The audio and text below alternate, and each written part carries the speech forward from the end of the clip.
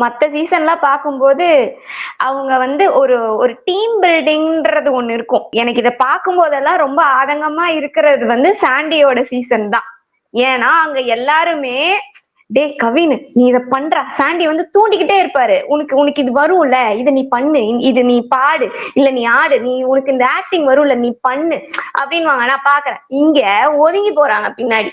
நான் பார்க்க மாட்டேன். என்னவோ பண்ணு போ. அந்த ஒரு என்கரேஜ்மென்ட் இல்ல. ஒண்ணுமே இல்ல. நீ நீ வந்து நீ என்னதான் உள்ள போட்டியில இருந்தாலும், எல்லாம் ஒரு ஒரு ஒரே ஃபீல்டுல இருக்கீங்க, நடிக்கிறீங்க. அந்த நடிப்பு திறமை வந்து ஒருத்தவங்க பண்றாங்க.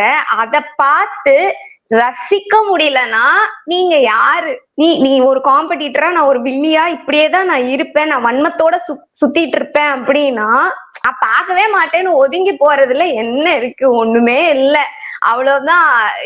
எனக்கு புரியல இதுல ஒரு இன்டெலிஜென்ஸ் இல்ல. சரி நீ ஒதுங்கி போறியா? அதையாச்சும் நீ ஒரு ரசிக்கும்படியா செய்றியான்னா கிடையாது.